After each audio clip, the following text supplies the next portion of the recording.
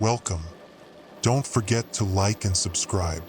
Or, I might show up at your door. I'm just here to share some creepy stories, so sit back and enjoy. Disclaimer: the content presented in the video is purely for entertainment purposes only. The theories and stories discussed in this video are speculative and are not supported by any evidence or proof. Viewer discretion is advised.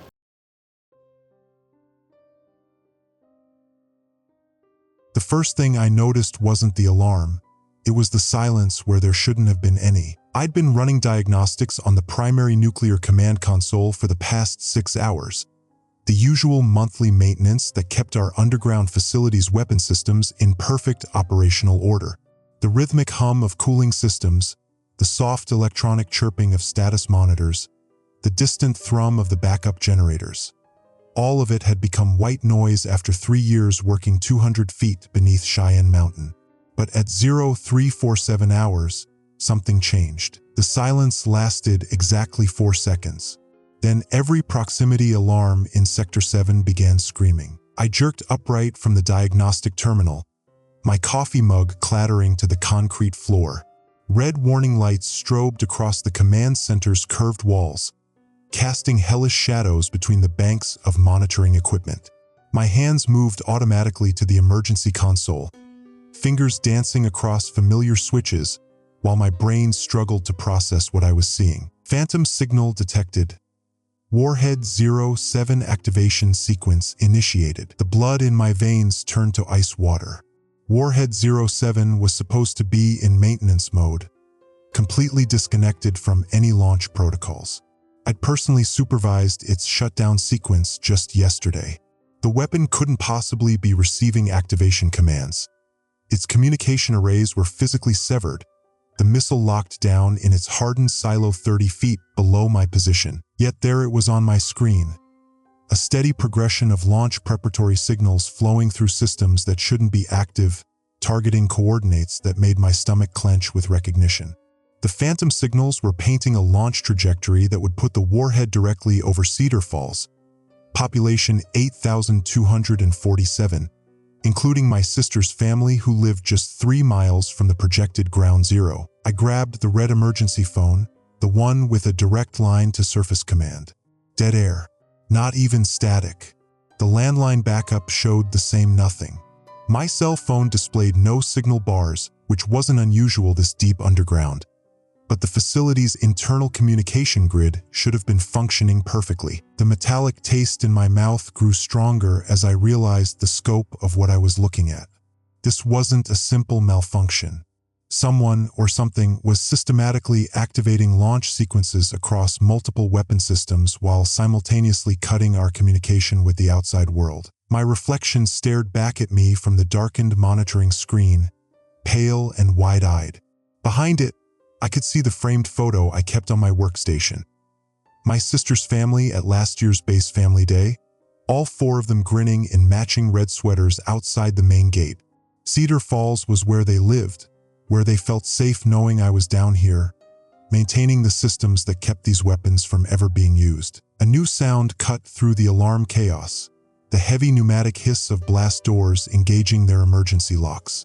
The facility's automated defense protocols were activating, sealing us into isolated compartments.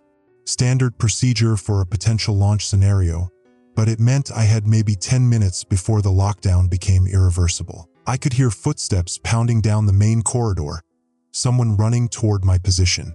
The footsteps were too heavy to be Vesper from communications, too measured to be panicked civilian personnel. Military stride, confident and purposeful. Had to be Ulrich from security, probably responding to the same alarms that were making my skull ache. The smart thing, the safe thing, would be to follow protocol. Lock down my station, verify all systems were secure, and wait for orders from Surface Command. Let someone else with higher clearance and better intel make the decisions about phantom nuclear launches. I had procedures to follow, a chain of command to respect. But the smart thing wouldn't save my sister's family if those phantom signals somehow became real launch commands. I pushed myself back from the console, my chair rolling across the polished concrete until it hit the emergency supply locker with a metallic clang. Inside the locker, radiation detector, emergency medical supplies, backup power cells for portable equipment, and, most importantly, the manual override key for the local weapon systems. The key that could force a hard shutdown of any missile in our sector, regardless of what the computers thought they were doing. The footsteps were getting closer. In 30 seconds, Ulrich would arrive and want explanations I didn't have. He'd want me to follow protocol while phantom signals continued their inexorable countdown toward launch.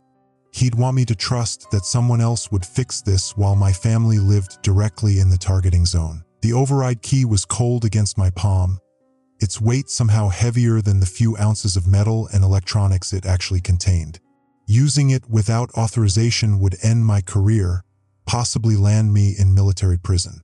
Not using it might end everything else. Through the reinforced observation window, I could see the status display for Silo 07. The Phantom launch sequence had progressed another step while I'd been hesitating. Fuel pressure readings that couldn't be real, guidance system checks that defied physics, all of it cascading through severed connections like some kind of electronic haunting. The missile's targeting system showed lock-on confirmation for coordinates that would incinerate everything I cared about. Another blast door slammed shut somewhere in the facility, the sound echoing through the reinforced corridors like a gunshot. The emergency lighting kicked in fully now, bathing everything in the hellish red glow that was supposed to help us work efficiently during crisis situations.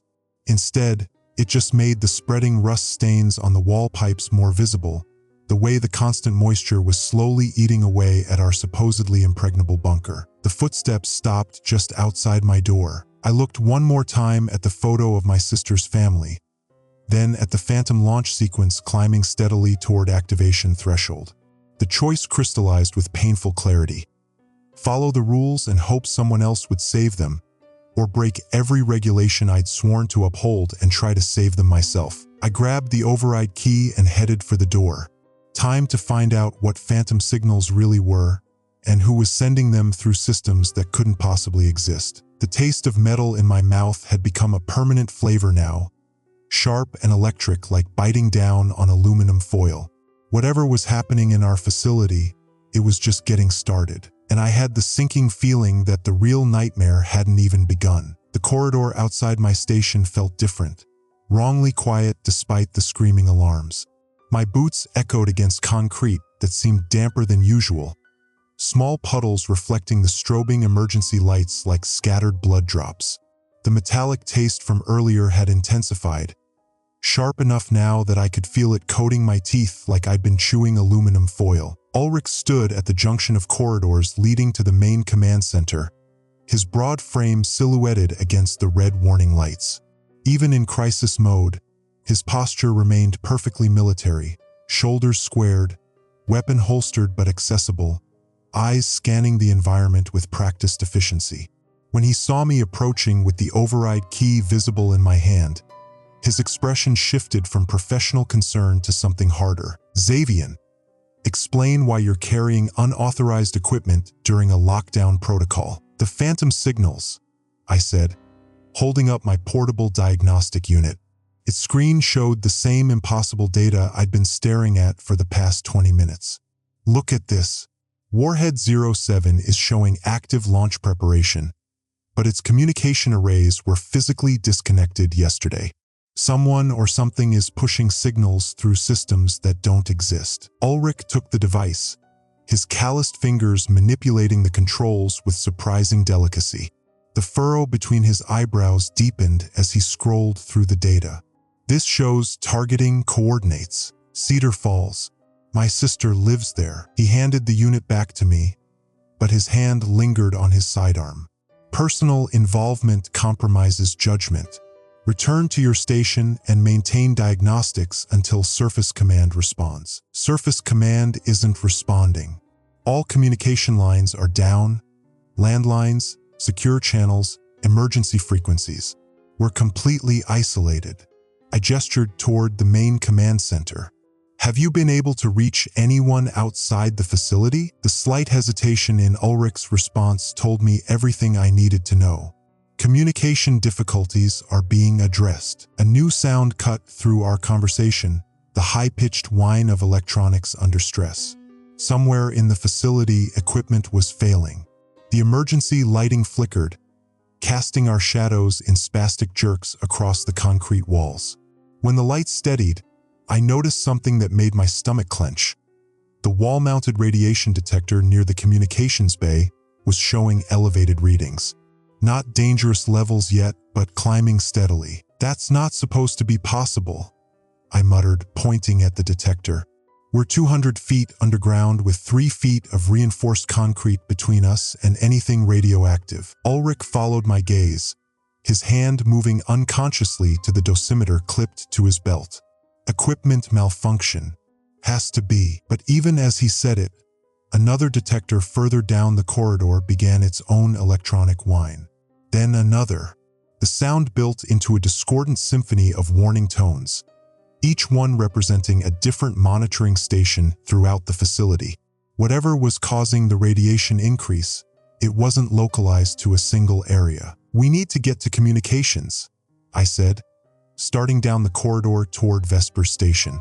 "If these signals are coming from outside, she might be able to trace their origin. If they're being generated internally, if they're internal, we have a sabotage situation." Ulrich's voice had taken on the clipped tone he used during security briefings. "All personnel become suspect until proven otherwise." The communications bay was a disaster. Banks of monitoring equipment flickered between normal displays and screens full of static. Vesper sat hunched over her primary console, her usually neat ponytail disheveled, strands of dark hair sticking to her sweat-dampened forehead. She looked up as we entered, relief evident in her brown eyes. "Thank God. I've been trying to reach either of you for the past 15 minutes. She gestured at the chaos of her screens. "Something is systematically jamming our outbound communications while simultaneously feeding false data into our weapon monitoring systems. But here's the really disturbing part. The jamming signals are coming from inside our own transmission arrays." Ulrich moved to the security monitoring station, his fingers flying across the keyboard. "Show me the source localization." Vesper brought up a schematic of the facility on her main display. Red dots indicated transmission sources, scattered throughout the complex in a pattern that made no immediate sense. "The signals originate from multiple points, but they're using our own equipment to broadcast. Someone would need extensive access to our systems to coordinate something like this." "Inside job," Ulrich said flatly, "or someone has compromised our security so thoroughly that they might as well be inside." I studied the schematic, noting how the transmission points formed rough clusters around critical facility areas. These positions, they're all near primary system junctions. Whoever did this knows our infrastructure layout better than most of our own personnel. The radiation detectors chose that moment to escalate their warnings, the electronic whines becoming steady alarms. Vesper's face went pale as she checked the readings on her environmental monitoring panel. "Radiation levels are spiking throughout the facility. If this continues, we'll reach evacuation thresholds within the hour." "Evacuation to where?" I asked, though I already knew the answer. "Surface communications are down. The blast doors are sealed. We're trapped down here with whatever is causing this." Ulrich had moved to the weapon status display, his expression growing grimmer by the second. "It's not just Warhead 07 anymore. I'm showing phantom activation sequences for 3 more missiles, 14, 22, and 31. All of them targeting different population centers." I felt the blood drain from my face. "That's not random targeting. Those coordinates cover a population arc of nearly 50,000 people. Someone isn't just testing our systems.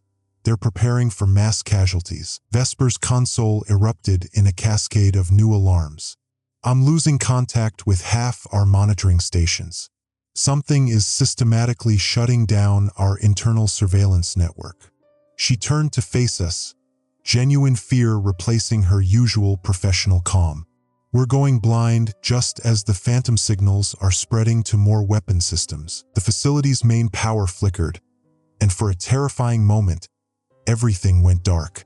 Emergency power kicked in a second later, but the brief blackout had consequences. When the systems came back online, the phantom signals had progressed another step in their launch preparations. The missiles weren't just receiving activation commands anymore, they were beginning to respond to them. "How long until launch readiness?" Ulrich asked, though his tone suggested he didn't want to hear the answer. I checked my diagnostic unit, cross-referencing with Vesper's weapons monitoring data. If the phantom signals continue at this rate, the first missile could reach launch authorization within 6 hours. But here's what doesn't make sense. Our missiles can't actually launch without physical key turn authorization from both the facility commander and the duty officer. Those keys are supposed to be held by Surface Command. Supposed to be, Vesper said quietly. What do you mean? She brought up a personnel access log on her screen. I've been tracking unusual system access patterns over the past 3 days. Someone has been systematically probing our security protocols, testing response times, mapping our command structure. But the access codes they used, they're not in our current personnel database. Outdated codes? Ulrich suggested. Codes that were deactivated 6 months ago when we had that security review. Vesper's fingers trembled slightly as she scrolled through the data. Someone is using credentials that should no longer exist, accessing systems they shouldn't be able to reach. The implications hit me like physical blows. Someone with intimate knowledge of our old security protocols is inside our system, using outdated access codes that still have active pathways. This isn't a random attack, it's surgical, precise, personal. A new sound joined the symphony of alarms, the heavy mechanical grinding of blast door seals engaging their final lock position. We were now completely sealed into the communications bay, cut off from the rest of the facility. Standard protocol for a containment situation, but it also meant our options for direct action had just disappeared. Emergency protocol dictates we remain at our stations until Surface Command issues new orders, Ulrich said, but his voice lacked conviction. Surface Command doesn't know we exist right now, I replied. Those phantom signals aren't just threatening to launch nuclear weapons. They're systematically isolating us from any authority that could stop them. Vesper's console chimed with an incoming message alert. For a moment, hope flickered in my chest. Maybe someone outside had finally managed to break through the communication blackout. But when she opened the message, the hope died. The message was addressed specifically to me. It contained a single line of text. You have 5 hours to choose. Your family's safety depends on making the right decision. Below the text was an attachment, a live satellite image of my sister's house in Cedar Falls, updated with a timestamp from just 10 minutes ago. I could see her red Toyota in the driveway, children's bicycles on the front lawn, the wooden doghouse where they kept their golden retriever. Someone is watching them, I whispered. This isn't about testing our systems or probing our defenses. Someone is using the phantom warhead signals as leverage against me specifically. Ulrich's hand went to his weapon. Personal targeting suggests intimate knowledge of personnel files. Security breach is confirmed, and it's specifically designed around your psychological profile. The radiation alarms reached a new crescendo, their warnings now continuous rather than intermittent. Through the reinforced observation window, I could see smoke beginning to seep from ventilation grates throughout the corridor. Whatever was causing the radiation increase was also generating heat, enough to stress the facility's environmental systems. The phantom signals aren't just communication interference, I realized, studying the pattern of system failures spreading across Vesper's monitors. They're causing physical damage to our equipment, overloading circuits, frying components. Someone is systematically destroying our facility from the inside while holding my family hostage. Vesper looked up from her console, her face drawn with exhaustion and growing fear. Xavian, if we don't find a way to stop this, we won't survive long enough to worry about launch authorization. The radiation levels are becoming dangerous, and our life support systems are starting to fail. Through the sealed blast door, I could hear footsteps, someone moving through the corridors despite the lockdown protocols. But that should have been impossible. The blast doors were magnetically sealed with electromagnetic locks, requiring special authorization codes to override. Only 4 people in the entire facility had that level of access, and 3 of us were in this room. The footsteps stopped directly outside our door. "Someone else is still mobile in the facility," Ulrich said quietly, his weapon now drawn and ready. "Someone with override authority." The door's access panel began to glow, indicating an unlock sequence in progress. Whoever was outside had the proper authorization codes. But given what we'd learned about compromised security, proper authorization had become meaningless. I gripped the override key tighter in my palm, feeling its sharp edges press into my skin hard enough to leave marks. The phantom signals continued their inexorable progress toward launch authorization. My family remained under active surveillance, and now someone with intimate knowledge of our systems was approaching our sealed position with override capabilities that shouldn't exist. The taste of metal in my mouth had become overwhelming, sharp and electric, like touching my tongue to a car battery terminal. The electromagnetic interference was intensifying, affecting not just our equipment but our physical environment. Whatever was happening in our facility had moved beyond simple equipment malfunction or communication interference. We were being hunted, and I still had no idea who was doing the hunting. The access panel's glow intensified, its amber light casting strange shadows on Ulrich's face as he positioned himself beside the door frame. I could hear the mechanical whir of the electromagnetic locks disengaging, a sound that shouldn't have been possible without surface command authorization. Vesper's fingers flew across her keyboard, trying to trace the override command through our compromised systems. "Access granted through emergency maintenance protocol," she whispered, her voice tight with confusion. "But maintenance codes were changed after the security review. These shouldn't work." The door slid open with a pneumatic hiss, and Ren stumbled into the communications bay. The junior technician looked like she'd been running through a nightmare. Her usually pristine uniform was torn at the shoulder, her face streaked with something that looked disturbingly like blood, and her hands shook as she clutched a damaged tablet computer against her chest. "Thank God you're all here," she gasped, leaning against the door frame for support. "I've been trying to reach you for the past hour. The corridors. Something's wrong with the corridors. They're not where they're supposed to be." Ulrich kept his weapon trained on her, though his expression showed more confusion than suspicion. "Explain your current status and how you accessed this sealed area." "I used the emergency maintenance tunnels," Ren said, holding up a keycard I'd never seen before. "Found this in Chief Engineer Morrison's office. He's not using it anymore." The implication in her words made my stomach clench.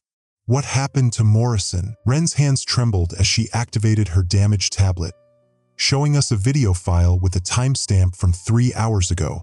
The screen showed Morrison at his workstation in the facility's main engineering section, but something was terribly wrong with the image.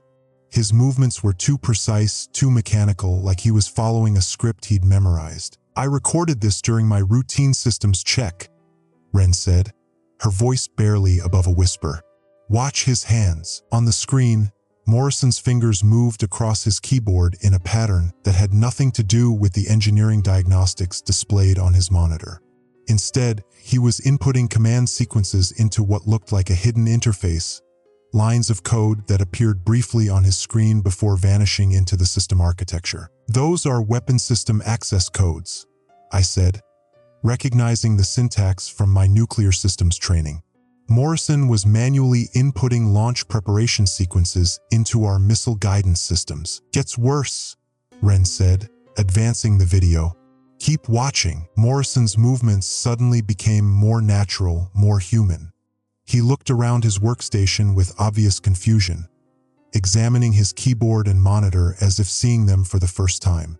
Then he noticed the hidden interface still active on his screen. His face went pale, and he began frantically typing. Not the precise mechanical movements from before, but desperate, erratic keystrokes. "Cancel authorization, abort sequence, emergency stop." Morrison's voice was barely audible through the tablet's damaged speakers, but his panic was unmistakable. What the hell did I just do? The video ended abruptly with Morrison clutching his chest, his face contorting in what looked like severe pain before he collapsed out of frame. The timestamp showed this had happened 2 hours and 37 minutes ago. I found him at his station an hour later, Ren continued, tears beginning to stream down her cheeks. He was dead. Cardiac arrest from the look of it. But his workstation was still active, still running those weapon system interfaces. I tried to shut them down, but every time I canceled one sequence, 2 more would appear. Ulrich lowered his weapon slightly, though he remained tense. You're claiming Morrison was somehow controlled? Forced to input launch codes. I'm claiming Morrison didn't know what he was doing until it was too late, Ren said. And I think the same thing happened to me. She showed us her tablet's activity log, scrolling through entries that made my blood run cold.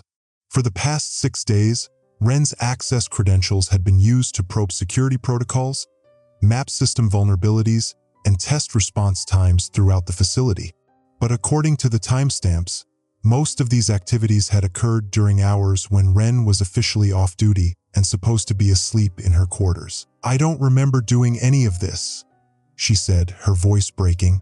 I've been having these strange dreams lately, vivid dreams about walking through the facility, accessing computers, checking system diagnostics, but they felt so real I sometimes woke up exhausted, like I'd actually been working all night. Vesper pulled up her environmental monitoring data, cross-referencing it with the timestamps on Ren's activity log.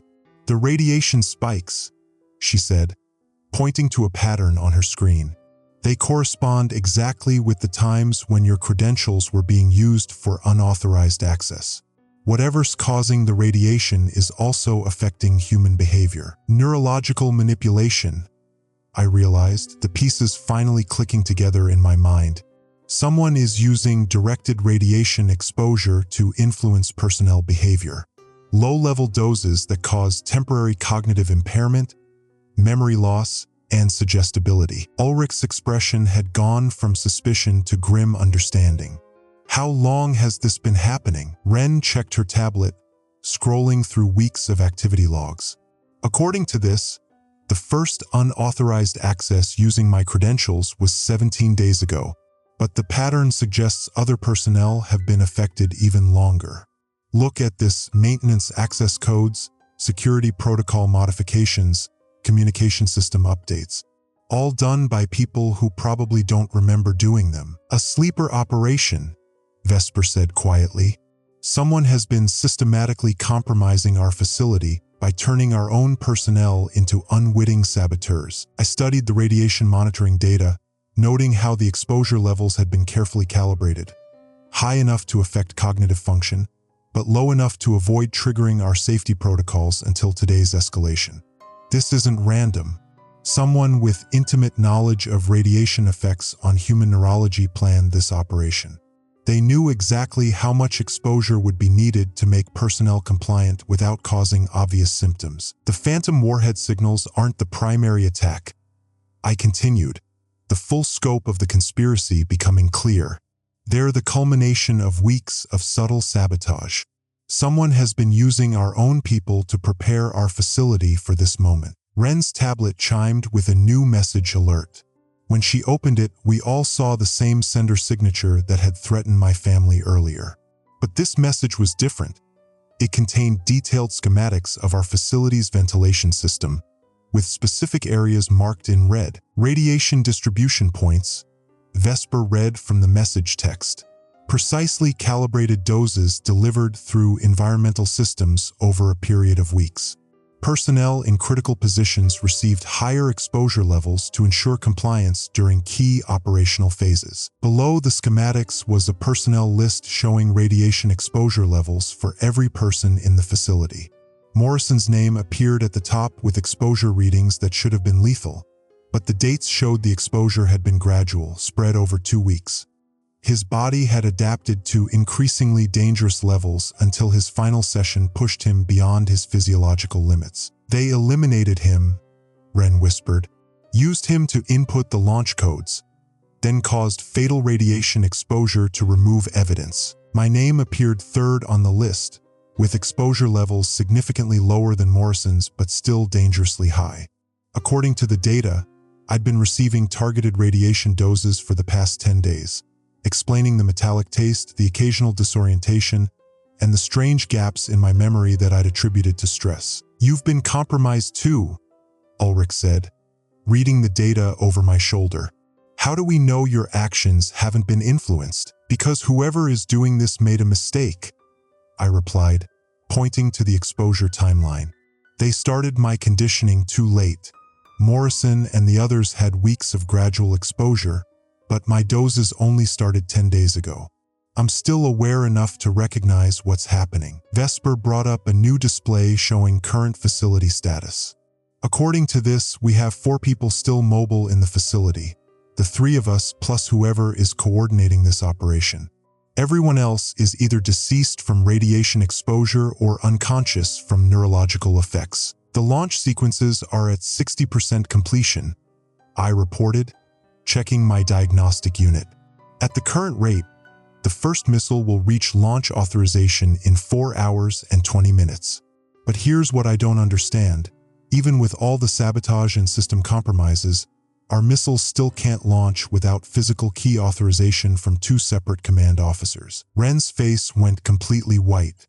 "The launch keys," she said, her voice barely audible. "I remember now. In my dreams, I was walking to the secure storage area. I was retrieving something from the command safe." She fumbled through her pockets with shaking hands, pulling out 2 small metallic objects that made my heart stop. Physical launch authorization keys, each one uniquely coded to specific weapon systems. With these keys and the proper authorization codes, someone could manually override all safety protocols and initiate actual missile launches. "I don't remember taking these," Ren said, staring at the keys in horror. "But I must have done it while under neurological influence. Whoever is controlling this operation now has everything they need to turn the phantom signals into actual nuclear launches." The facility's emergency lighting flickered again, but this time when it steadied, we could see smoke seeping through the ventilation grates. The radiation sources weren't just affecting human behavior, they were causing physical damage to our infrastructure. Metal components were beginning to corrode, electronic circuits were failing, and the environmental systems were struggling to maintain safe atmospheric conditions. "We need to locate the source of the radiation and shut it down," Ulrich said, studying the facility schematics on Ren's tablet. "Based on these distribution patterns, the primary emitter has to be in the lower maintenance level. That area is sealed during lockdown protocols," Vesper pointed out. "We'd need authorization from Surface Command to access those levels." "Surface Command has been cut off for hours," I reminded her. "And even if we could reach them, how do we explain that our own personnel have been turned into unwitting saboteurs through radiation exposure?" Ren looked up from the launch keys in her hands, her expression showing a mixture of guilt and determination. "We can't wait for authorization. Those keys represent a direct threat to thousands of lives.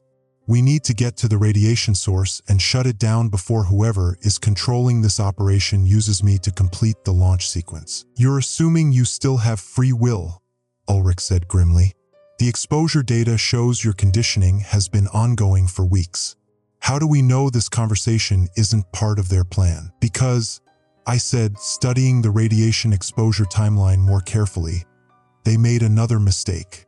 Look at the exposure patterns for the past 24 hours. Everyone's radiation levels spiked dramatically, but the increases were too rapid. They pushed too hard, too fast. Morrison suffered fatal exposure from the overdose, and the rest of us are becoming aware of the manipulation." "Desperate acceleration," Vesper agreed, checking her environmental monitors. "Something forced them to accelerate their timeline. They're losing control of the operation and trying to complete it through brute force rather than subtle manipulation." The communications console erupted with a new alarm, incoming transmission on the emergency command frequency. But when Vesper opened the channel, instead of Surface Command, we heard a voice that none of us recognized. The speaker was using military communication protocols, but with an accent that suggested foreign training. "Facility personnel, You have 2 hours to complete the launch authorization sequence. Failure to comply will result in immediate facility destruction through radiological overload. Your cooperation is no longer optional. The transmission cut off, leaving us staring at each other in the emergency lighting. Whoever was behind the phantom warhead signals had just revealed themselves and made it clear that our time for investigation and planning had run out. 2 hours, I said, looking at the launch keys in Ren's trembling hands. They're going to force us to complete the launch sequence, or they'll kill us all with radiation poisoning. Then we have 2 hours to find them and stop them, Ulrich replied, checking his weapon and spare ammunition. Because I refuse to let foreign operatives use our own weapons against our own people. The metallic taste in my mouth had become so intense it was making me nauseous, and I could feel my hands beginning to shake. Signs that my own radiation exposure was reaching critical levels. Whatever choice we made in the next 2 hours, I might not be thinking clearly enough to make it rationally. But one thing was certain: the phantom warheads were no longer phantom. They were about to become terrifyingly real. The 2-hour ultimatum countdown appeared on every functioning screen in the communications bay, its red digits pulsing like a heartbeat against the failing fluorescent lights. I watched the numbers tick down. 1 hour 58 minutes and 47 seconds. 1 hour 58 minutes and 46 seconds. While the metallic taste in my mouth intensified to the point where I had to fight back waves of nausea. The radiation exposure was accelerating, and I could feel my cognitive abilities deteriorating with each passing minute. System diagnostic shows cascade failure across 17 critical subsystems, I reported, my hands trembling as I worked the controls. The diagnostic unit screen flickered intermittently, displaying error messages that appeared and vanished too quickly to read completely. Whatever they're using as a radiation source, it's not just affecting human neurology. It's causing electromagnetic interference throughout the entire facility infrastructure. Vesper's environmental monitoring station had degraded to the point where she was manually tracking atmospheric conditions with handheld instruments. Atmospheric pressure dropping in sections C through F, she called out, her voice strained. Ventilation systems are failing in sequence. We're looking at complete life support failure within 3 hours, independent of the launch authorization deadline. Ulrich moved between the sealed blast doors, testing their integrity with increasingly desperate efficiency. Each door showed signs of seal failure, rubber gaskets blackening from radiation exposure, metal components beginning to warp, electronic locks cycling randomly between secured and breached states. His military training was evident in how he prioritized the security assessment, but I could see the growing realization in his expression that our defensive positions were becoming untenable. Blast door 7 shows complete seal failure, he reported, wiping sweat from his forehead despite the facility's dropping temperature. Radiation levels beyond that door are showing readings that should be lethal, but our personnel monitoring shows 3 people still moving in that section. Either our instruments are malfunctioning, or human physiology is adapting to exposure levels we thought were impossible. Ren sat hunched over her damaged tablet, scrolling through facility personnel records with mechanical precision. The launch keys remained clutched in her other hand, their metal surfaces now warm to the touch, a sign that even these secure items were being affected by the electromagnetic interference. According to medical records, 12 facility personnel should be showing severe radiation sickness by now, she said, her voice taking on the flat, emotionless tone I'd begun to recognize as a sign of neurological compromise. But biometric monitoring shows they're all still mobile, still functional. Some are even showing improved physical performance. The implications made my stomach clench with something beyond nausea. Enhanced performance under radiation exposure, I said, pieces of a horrifying puzzle falling into place. Whoever planned this operation didn't just study the neurological effects of radiation on human behavior. They've been conducting human experimentation to develop radiation-resistant personnel. Super soldiers, Ulrich said grimly, checking his ammunition count for the 3rd time in 5 minutes. enhanced operatives who can function normally in radiation environments that would kill conventional personnel within hours. The facility's emergency communication system crackled to life, but instead of the foreign-accented voice from the ultimatum, we heard something far more disturbing, the voice of Chief Engineer Morrison, speaking with the same mechanical precision we'd observed in the video recording. But Morrison was dead. I'd seen his body on Wren's tablet recording, collapsed from cardiac arrest caused by radiation overexposure. Launch authorization sequence at 75% completion, Morrison's voice announced through the speakers, though the audio quality suggested it was a recorded reconstruction rather than a live transmission. Physical key insertion required at stations Alpha and Bravo within 90 minutes. Failure to comply will initiate Facility Sterilization Protocol. Facility Sterilization Protocol, Vesper repeated, cross-referencing the term against our emergency procedures database. That's not a standard military protocol. According to this, it's a contingency plan for complete elimination of facility personnel and infrastructure through controlled radiological release. I pulled up the facility's structural schematics, tracing the radiation distribution patterns against our building's support architecture. They're going to flood the entire facility with lethal radiation levels, I realized. Not just enough to control behavior or eliminate witnesses, enough to make the entire structure uninhabitable for decades. Anyone investigating this incident will find a facility where everyone died from radiation exposure during a tragic accident. Cover-up operation, Ulrich said, his tactical assessment cutting through my growing panic. Create a radiological disaster that explains all personnel casualties while eliminating evidence of foreign infiltration. The phantom warhead signals become a convenient explanation for the accident. Personnel died trying to prevent unauthorized launches during a system malfunction. The countdown timer showed 1 hour 32 minutes and 15 seconds when the first blast door began its slow, grinding slide open. None of us had activated the door controls. The electromagnetic systems were responding to signals we couldn't detect, following protocols that weren't in our standard operating procedures. Beyond the opening door, we could see the corridor filled with a strange, shimmering haze that made the air itself look radioactive. 3 figures emerged from the haze, walking with the same mechanical precision I'd observed in Morrison's video. I recognized them as facility personnel, Technician Ross, Communications Specialist Martinez, and Security Officer Blake. But their movements were wrong. They walked in perfect synchronization, their eyes fixed straight ahead, their hands moving with identical gestures as they approached our position. Neurological control confirmed. The figure that had been Ross announced, though the voice carried the same flat, emotionless tone as the reconstructed Morrison recording. Facility personnel have been successfully conditioned for final operational phase.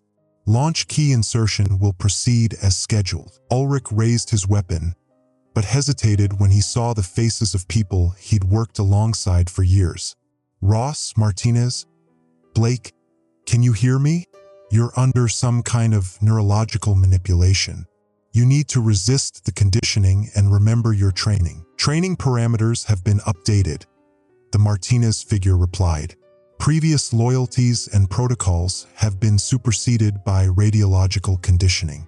Compliance is no longer voluntary. Wren stood up slowly, the launch keys still clutched in her hands, her own movements beginning to show the same mechanical precision we'd observed in the others. I can feel it, she whispered, though her voice carried an undertone of the same flat effect. The radiation is stronger now. It's like someone else is making decisions for me, and I'm just watching it happen. Fight it, I urged, though I could feel the same creeping influence affecting my own thought processes.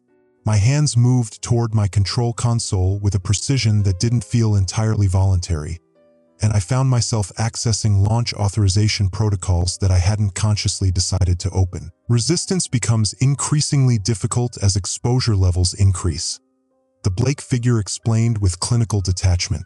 Neurological conditioning reaches completion within 30 minutes of current exposure rates. Subject compliance will become absolute. Vesper backed toward the emergency manual controls, her environmental monitoring equipment registering radiation levels that should have been immediately lethal.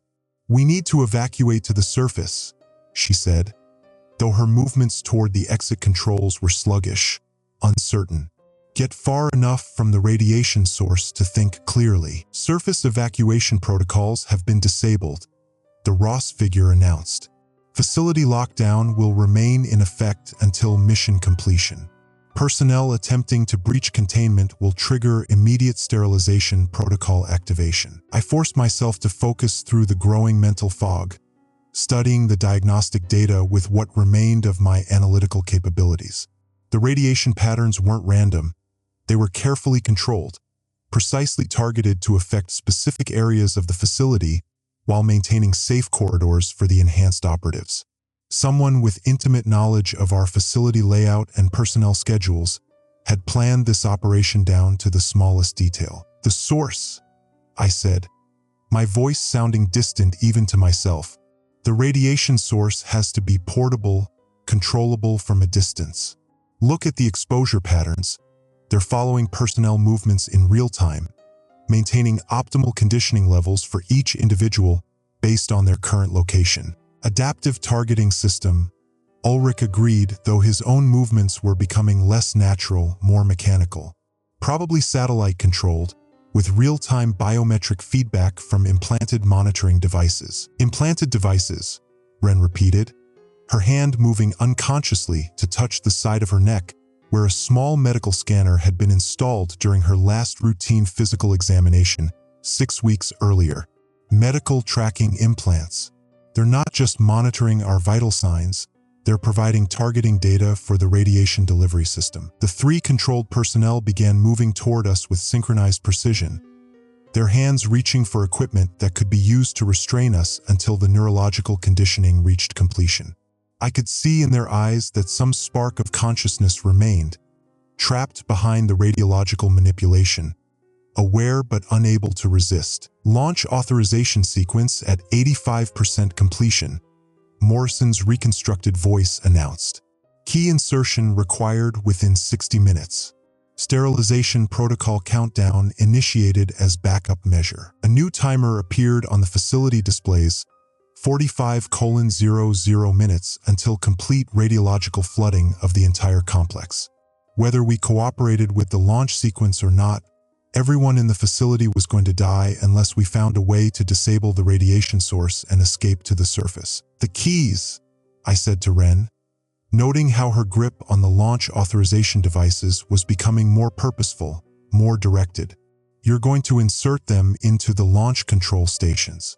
The conditioning is making you want to complete the sequence." "I know," she replied, her voice barely recognizable as her own. "I can feel the compulsion growing stronger. It's like trying to resist gravity. The harder I fight it, the more exhausting it becomes. Eventually, I won't be able to stop myself." Ulrich moved toward the manual security controls, but his hands paused before reaching the switches. "Same here," he admitted. "Military protocol says secure the facility and protect personnel, but the radiation is making me want to follow different orders. Orders that involve ensuring the launch sequence completes successfully." The controlled personnel were now close enough that I could see the small surgical scars on their necks where the medical implants had been installed.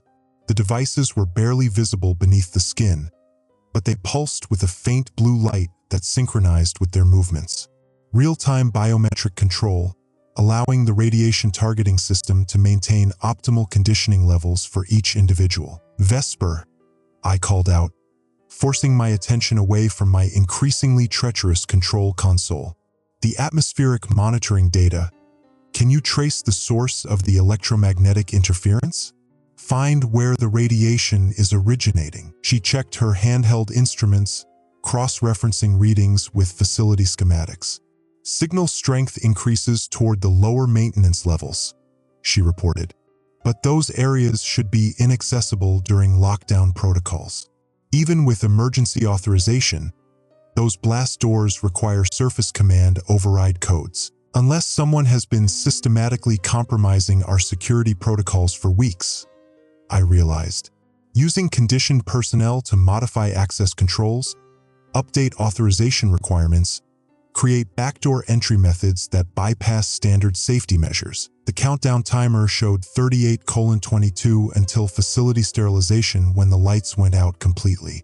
Emergency illumination failed to activate, leaving us in absolute darkness except for the faint blue glow emanating from the controlled personnel's neck implants.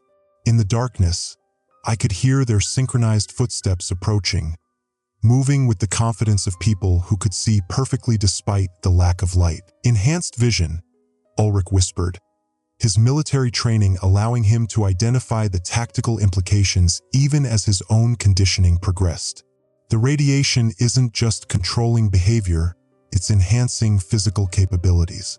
They can operate effectively in conditions that would disable normal personnel. My diagnostic unit screen provided the only other source of light, casting eerie shadows as I tried to access emergency systems that were systematically shutting down. Primary power grid offline, I reported. Backup generators failing in sequence. Someone is manually disabling our infrastructure to prevent any possibility of resistance or escape. Launch authorization sequence at 90% completion, Morrison's voice announced through battery-powered emergency speakers. Key insertion required within 30 minutes. Manual override is no longer possible. Ren's movements became more determined, more directed, as she walked toward the launch control stations with mechanical precision. I could see her struggling against the compulsion, her face contorting with the effort of resisting neurological programming that was becoming impossible to fight. "I have to stop this," she said, though her actions contradicted her words as she approached the first launch station. "I know I have to stop this, but I can't make my hands obey me anymore." The three controlled personnel reached our position, their enhanced vision allowing them to navigate perfectly in the darkness, while we fumbled with failing equipment and increasingly compromised judgment. As they surrounded us, I realized that our window for resistance was rapidly closing. In 27 minutes, the launch keys would be inserted and the phantom warheads would become terrifyingly real. In 35 minutes, the facility sterilization protocol would flood our location with lethal radiation levels, eliminating all evidence of foreign infiltration. And with each passing second, our ability to think clearly, act independently, or resist the neurological conditioning was deteriorating beyond recovery. The crisis had reached its peak, and we were losing on every front. The darkness felt absolute except for those haunting blue pulses from the neck implants, creating a constellation of controlled minds moving with inhuman coordination around our failing position. I clutched my diagnostic unit like a lifeline, its dying screen the only thing keeping me anchored to my own diminishing consciousness as the radiation continued its relentless assault on my neural pathways. 27 minutes until launch authorization completion. 35 minutes until facility sterilization. My hands moved toward the emergency manual controls with that same mechanical precision I'd observed in the others, and the horrifying realization hit me that my window for independent action was measured in minutes, not hours. The radiation conditioning was accelerating, my thoughts becoming increasingly foreign to myself. "Vesper," I called out, my voice sounding hollow in the emergency-lit darkness. "The atmospheric readings? Are you still getting data from the lower maintenance levels?" Her response came after a long pause, and when she spoke, her voice carried that same flat effect that marked advanced conditioning. "Electromagnetic signature strongest in sublevel C7, she reported with clinical precision. "Radiation source appears mobile, repositioning every 47 minutes to maintain optimal exposure patterns." "Mobile source," I repeated, forcing my deteriorating analytical abilities to focus on this crucial detail. "Not a fixed installation. Someone is physically moving the radiation device through maintenance corridors, keeping it close enough to maintain control, but far enough to avoid exposure themselves." Ulrich's silhouette moved against the blue-tinted darkness, his military bearings still evident despite the neurological compromise. "Infiltrator with radiation protection," he said, checking his weapon one final time before the conditioning made him unable to use it against facility personnel. "Probably been in position for days, maybe weeks, learning our routines and mapping our security protocols. The three controlled personnel stood motionless around us, their synchronized breathing the only sound besides the distant hum of failing electrical systems. They weren't restraining us, they didn't need to. The radiation was doing their work for them, making us complicit in our own destruction. Ren stood at the first launch control station, the authorization keys trembling in her hands as she fought against compulsions that were becoming impossible to resist. "I can feel myself wanting to insert the keys," she whispered, her voice breaking with the effort of maintaining even partial self-awareness. "It's like being incredibly thirsty and holding a glass of water. Every second I don't drink makes the craving stronger." "The implants," I said, my diagnostic training cutting through the mental fog as I studied the pulsing blue lights beneath the controlled personnel's skin. "They're not just tracking devices. They're neural interface units, providing direct biometric feedback to optimize the radiation conditioning process." I pulled up facility medical records on my failing tablet, cross-referencing the surgical installation dates with personnel schedules. The pattern was chilling in its precision. Every critical facility position had received routine medical monitoring implants during the past 6 weeks, installed during mandatory physical examinations that had been scheduled with unusual frequency. Systematic infiltration, I realized. Someone with access to our medical protocols, our personnel records, our facility schematics. They've been preparing this operation for months, conditioning us gradually so we wouldn't recognize the neurological changes until it was too late. Vesper's environmental monitoring equipment sparked and died, but not before displaying one final reading that made my blood freeze. "Radiation levels in sublevel C7 are dropping," she reported, her movements becoming more mechanical as she accessed backup instruments. "The source is moving upward, toward our location." "Final phase," Ulrich said grimly, his tactical assessment functioning despite the advancing mental compromise. "They're bringing the radiation source directly to us to accelerate the conditioning process. Complete neurological control within minutes." The facility's emergency speakers crackled with Morrison's reconstructed voice, but now I could hear subtle differences in the audio quality, compression artifacts, timing irregularities, word selections that didn't quite match his speaking patterns. "Launch authorization sequence requires immediate completion," the synthetic voice announced. "Key insertion countdown, 15 minutes remaining." "It's not Morrison," I said, my voice gaining strength as I focused on this technical discrepancy. "The voice synthesis is sophisticated, but it's not perfect. Someone has been recording our conversations, building audio profiles, creating reconstructed speech patterns to maintain the illusion of legitimate authority." Ren's resistance was visibly crumbling as she approached the key insertion slots with growing determination. "I know it's wrong," she said, her movements becoming smoother, more confident despite her words. "I know I'm being controlled, but knowing doesn't help anymore. The compulsion is becoming stronger than my ability to resist it." "Fight it," I urged, though I could feel my own hands reaching for diagnostic controls that would help facilitate the launch sequence rather than prevent it. "Focus on the technical details, the radiation patterns, the timing sequences, the systematic nature of the infiltration. Use your analytical training to maintain some cognitive independence." "Analysis confirms optimal conditioning parameters achieved," the Ross figure announced, though I now noticed the subtle wrongness in the voice. Too precise, too emotionally flat, like an artificial intelligence attempting to simulate human speech patterns. "Subject compliance reaches acceptable thresholds for mission completion." The Martinez and Blake figures began moving with synchronized precision, not toward us but toward strategic positions around the launch control stations. They weren't guarding the equipment, they were preparing to assist with the launch sequence, ensuring that every technical requirement would be met regardless of our level of cooperation. I forced my attention back to the diagnostic unit, studying facility power distribution patterns with the last fragments of my independent analytical capability. "The sterilization protocol," I said, pieces of the larger plan becoming clear despite the mental fog. "It's not just about eliminating witnesses. Look at the radiation distribution maps. They're designed to create a specific pattern of contamination. Vesper checked her failing environmental sensors, cross-referencing atmospheric data with facility structural plans. Contamination pattern follows primary support beams, she reported with mechanical precision.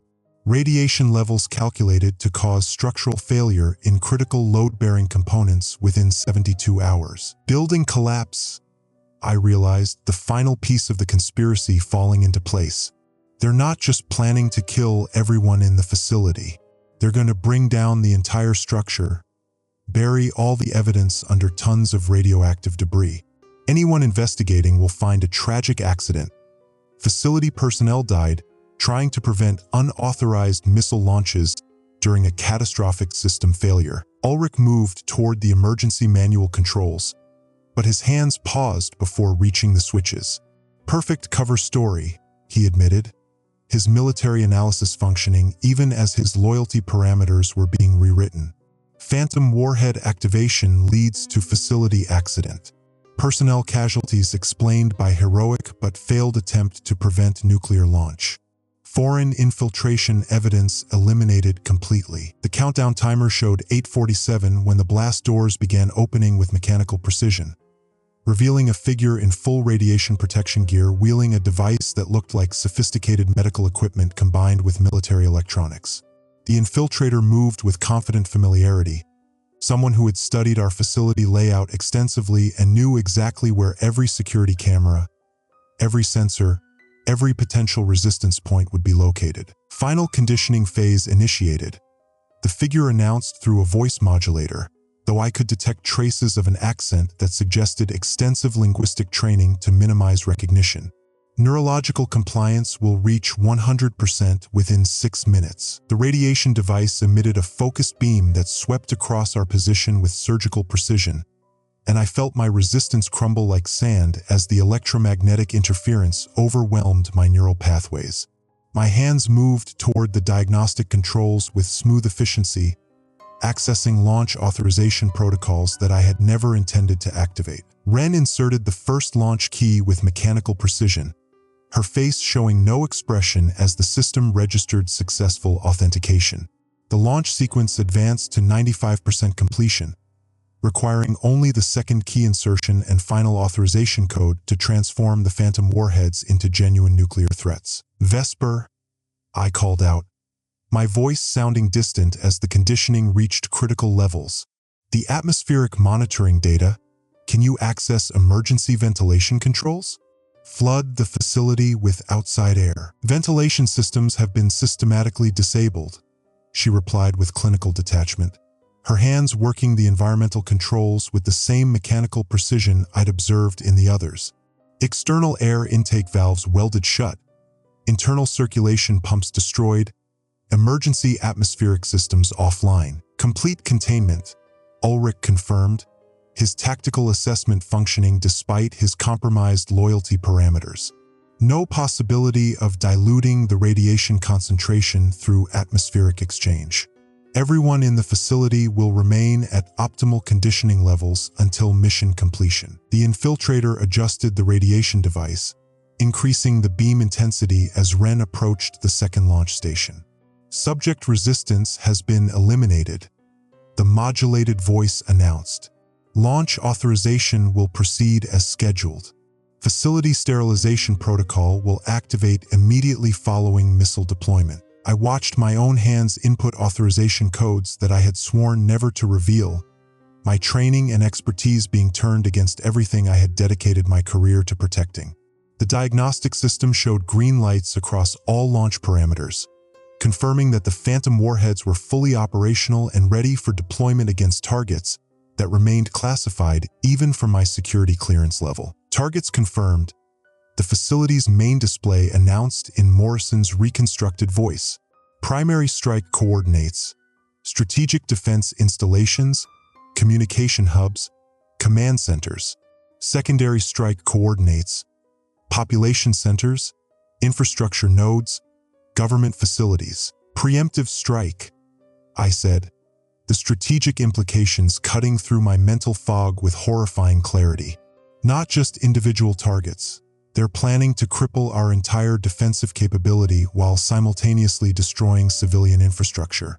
Create maximum chaos and confusion. Ren inserted the second launch key with smooth efficiency, her face showing no emotion as the system advanced to 99% completion. Only the final authorization code remained, a sequence that required my specific biometric authentication and personal access codes. Final authorization required, the launch system announced. Biometric confirmation and access code input within 90 seconds, or automatic launch sequence will initiate under emergency protocols. I stared at the biometric scanner, my hand reaching toward it with mechanical precision, while some diminishing part of my consciousness screamed in protest. The radiation conditioning was nearly complete, but not quite. I could still feel the wrongness of what I was about to do, even if I could no longer prevent myself from doing it. "This is it," I said, my voice barely recognizable as my own. In 90 seconds, either I authorize the launch voluntarily, or the system initiates automatic deployment. Either way, the missiles launch. Mission parameters achieved, the infiltrator announced, beginning to pack up the radiation device with efficient movements. Personnel conditioning successful. Evidence elimination protocol will commence immediately following launch confirmation. The sterilization timer showed 4:23 remaining until the facility was flooded with lethal radiation levels. The launch timer showed 1:47 until automatic deployment, and my hand moved toward the biometric scanner with inexorable mechanical precision, carrying out the final act of a conspiracy that had been months in the planning. In less than 2 minutes, the phantom warheads would become terrifyingly real, and everyone who had fought to prevent their launch would be dead from radiation poisoning, their heroic resistance erased along with all evidence of foreign infiltration. The sacrifice was complete. Not just our lives, but our identities, our loyalties, our very capacity for independent thought. We had become unwilling instruments of our own nation's destruction, and there was nothing left of ourselves to prevent it. My finger touched the biometric scanner, and the launch sequence entered its final phase. The biometric scanner's red light blinked twice, then displayed an error message that cut through my radiation-induced compliance like a blade. Authentication failure, biometric data corrupted. My finger trembled against the scanner as fragments of independent thought reasserted themselves. The radiation exposure that had been systematically destroying our neural pathways had also damaged the biometric sensors, creating microscopic interference in the scanning matrix. The very weapon being used to control us had introduced a flaw in the launch authorization system. "Scanner malfunction," I announced, my voice gaining strength as cognitive clarity returned in small waves. "Radiation damage to the authentication hardware. The system can't read my biometric data properly." The infiltrator spun toward the scanner, voice modulator crackling with sudden urgency. "Manual override protocols exist. Input authorization codes directly. Manual codes require two-person authentication," I said, accessing technical specifications that my conditioning had briefly made me forget. "Security protocol demands biometric confirmation plus secondary authorization from Facility Command Authority." Ulrich stepped forward, his military bearing reasserting itself as the scanner's failure created a gap in the systematic control. "Command Authority authorization requires Morrison's direct input," he said, checking his chronometer with grim satisfaction. "And Morrison has been dead for 37 minutes. The controlled personnel, Martinez, Blake, and Ross, stood motionless around the launch stations, their blue pulsing implants flickering erratically as the radiation device's beam pattern destabilized.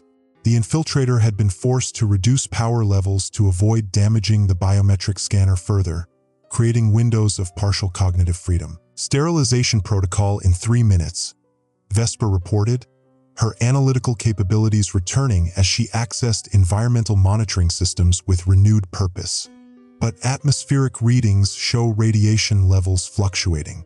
The mobile source is losing power consistency. I studied my diagnostic unit, cross-referencing facility power distribution with the infiltrator's equipment requirements. Portable radiation device draws massive electrical current, I realized. They've been tapping into our auxiliary power grid, but the emergency systems are failing under the load. Wren backed away from the launch controls, her hands shaking as independent thought reasserted itself. The authorization sequence, she said, examining the control panel with growing clarity. It's not designed for manual override under these conditions. The system assumes biometric authentication will always be available. Fail-safe protocol, I confirmed, accessing launch authorization specifications that my technical training had embedded too deeply for the radiation conditioning to completely erase. Without proper biometric confirmation, the system enters extended verification mode. Automatic launch is postponed for 12 hours pending manual review. The infiltrator's voice modulator crackled with electronic distortion as their equipment continued losing power. Secondary authorization protocols can be initiated. Emergency launch procedures exist for extreme circumstances. Emergency protocols require facility command verification, Ulrich said, his tactical knowledge reasserting itself as the radiation influence weakened. Morrison's command codes, biometric authentication, and secondary confirmation from base security chief. 3 separate authentication layers. I checked Morrison's workstation, where his personal access codes were secured behind biometric locks that had been damaged by the same radiation exposure meant to control us. Morrison's authentication system is completely compromised, I announced. Radiation interference has corrupted all stored biometric data. Vesper monitored atmospheric conditions with growing confidence as her analytical capabilities returned. Radiation levels dropping by 15% every minute.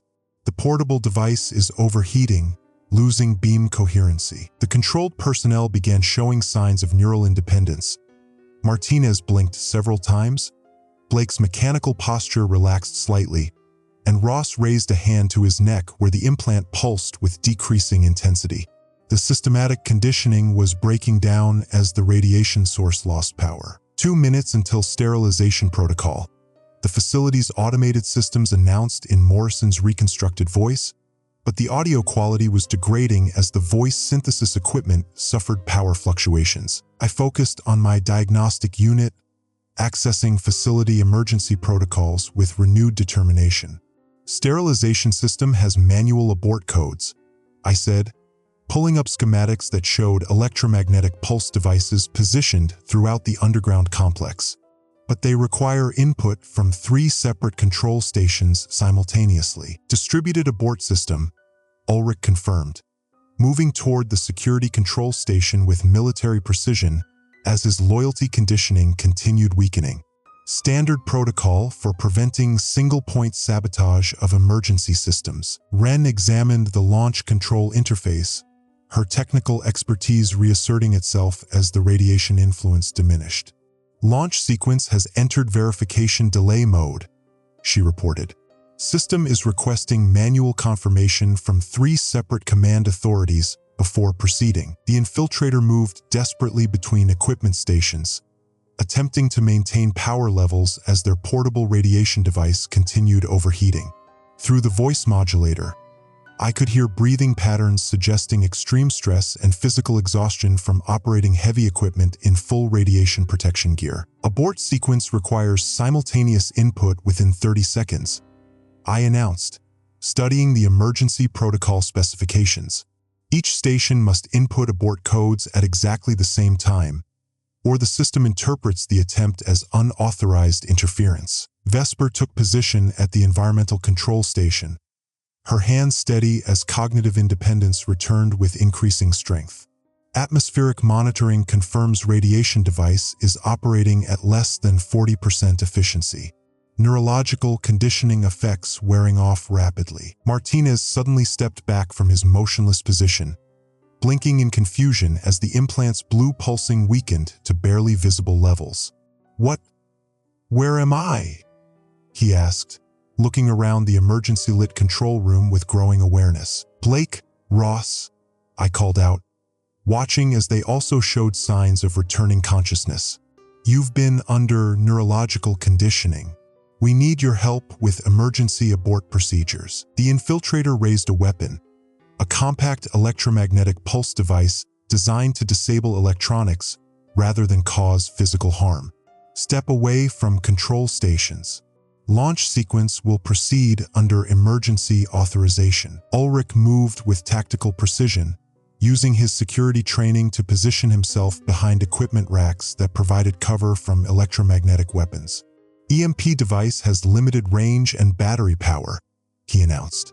After prolonged operation of radiation equipment, their portable power sources are nearly depleted. 1 minute until sterilization protocol, the facility systems announced, though Morrison's voice reconstruction was breaking up into electronic fragments as the audio processing equipment struggled with power fluctuations. I coordinated with Vesper and Ulrich, counting down for synchronized abort code input.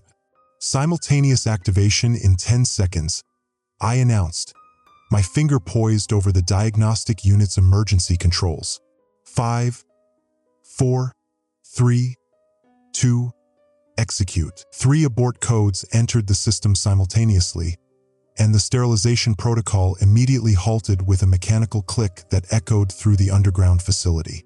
Emergency lighting shifted from red to amber, indicating that lethal radiation deployment had been successfully prevented. The infiltrator's electromagnetic pulse device fired once, causing several control panels to spark and go dark, but the effort drained their equipment's remaining power reserves.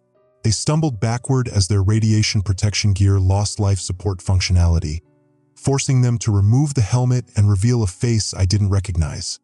Someone with extensive surgical modification to alter identifying features. Launch sequence remains in verification delay. Ren reported from the launch controls, her technical expertise fully restored as the radiation conditioning effects disappeared.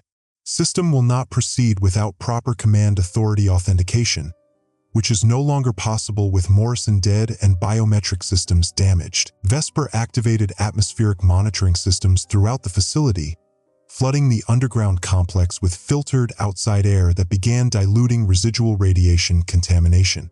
Environmental readings approaching normal parameters, she announced. Radiation exposure levels dropping to safe ranges within the hour. The 3 previously controlled personnel, Martinez, Blake, and Ross, were examining their neck implants with growing horror as they regained full consciousness and realized what had been done to them. Blake pulled out a military medical kit and began preparing tools for implant removal. Foreign infiltration operation, I said, studying the abandoned radiation equipment with professional fascination despite everything we'd endured. Months of preparation, systematic personnel conditioning, sophisticated voice reconstruction technology. This wasn't opportunistic sabotage. This was planned psychological warfare. Ulrich secured the infiltrator with restraint equipment from his security kit, though their condition was deteriorating rapidly from radiation exposure suffered while operating the conditioning device. Medical attention required, he announced. Interrogation will have to wait until they're stable. I accessed facility communication systems, finally able to contact external command authorities now that the electromagnetic interference had ceased. Mountain Command, this is Deep Shelter Alpha. Emergency situation contained. Requesting immediate medical support and security reinforcement. The response came through clearly for the first time in hours. Deep Shelter Alpha, this is Mountain Command. Medical teams and security personnel en route. Estimated arrival 37 minutes. Report facility status. Facility secure. Launch authorization prevented. Foreign infiltration neutralized. I reported, though my voice carried the exhaustion of someone who had just fought for their life and sanity.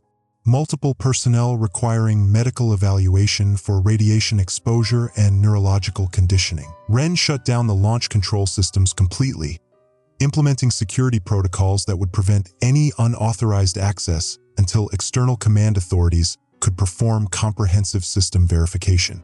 Launch sequence terminated and locked out, she confirmed. Phantom Warhead activation successfully prevented. Vesper continued monitoring atmospheric conditions as ventilation systems cleared residual contamination from the underground facility. Air quality approaching normal ranges, she reported. estimated full atmospheric clearance within 2 hours. The cost of our victory became clear as medical evaluation revealed the extent of radiation exposure we'd all suffered. While not immediately lethal, the systematic conditioning had caused neurological damage that would require months of recovery. Some effects might be permanent memory gaps, cognitive processing changes, altered personality traits. Martinez, Blake, and Ross faced the psychological trauma of learning they'd been turned into unwilling instruments of sabotage. Their loyalties and actions manipulated through technological control they hadn't even been aware of.